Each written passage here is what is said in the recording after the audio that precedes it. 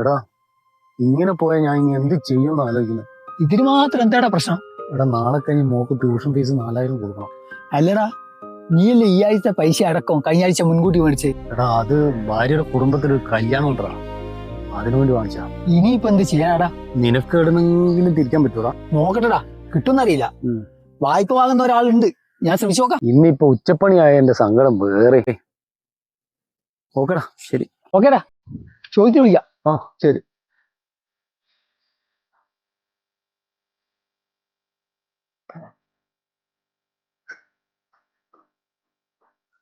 Tuition fees കൊടുക്കാൻ പറഞ്ഞിട്ടുണ്ട്. എന്നോട് വെച്ചിട്ടെന്താ കാര്യോ? എന്റെ കയ്യിലൊരു പൈസ ഇല്ല. നീ അച്ഛൻ വരുമ്പോ അച്ഛനോട് പറ. അങ്ങനെ പറയല്ലമ്മേ, അമ്മ പറഞ്ഞാലേ അച്ഛൻ തരും. പഠിക്കേണ്ട നിനക്കല്ലേ, നീ തന്നെ അച്ഛനോട് ചോദിച്ചു വാങ്ങിയാ മതി.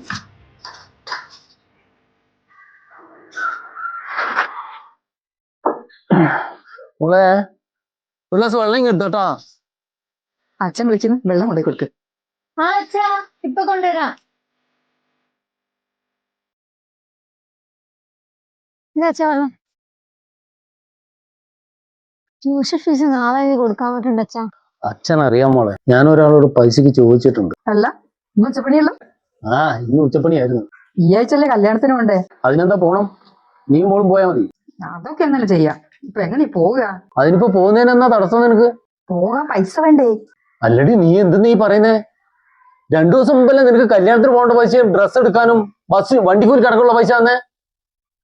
ഓ പിന്നെ എനിക്ക് മോക്കും കൂടെ ഡ്രസ്സ് എടുത്തപ്പോഴത്തേക്കാണ് പൈസ മുഴുവൻ തീർന്നുപോയി. പിന്നെ ഞാൻ എന്ത് ചെയ്യാനാ?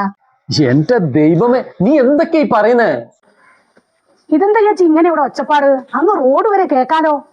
അത് ചേച്ചി, അച്ഛനും അമ്മയും കൂടെ കല്യാണത്തിന് പോകുന്നൊരു കാര്യം പറഞ്ഞോണ്ടിരുന്നതാ. അതിന് ഇത്ര ഒച്ചപ്പാടുണ്ടാക്കണാ?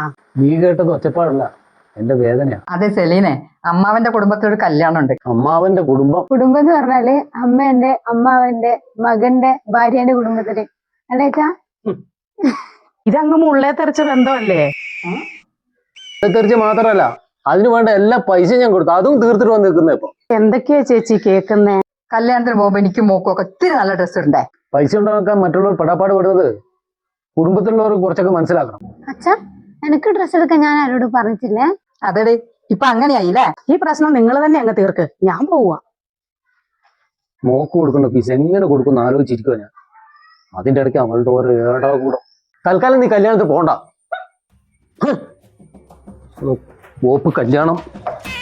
അച്ഛാ, നിർത്തേണ്ടടുത്ത് നിർത്താനും നിൽക്കേണ്ടടുത്ത് നിൽക്കാനും പഠിക്കണം. അല്ലേ അച്ഛാ? ആ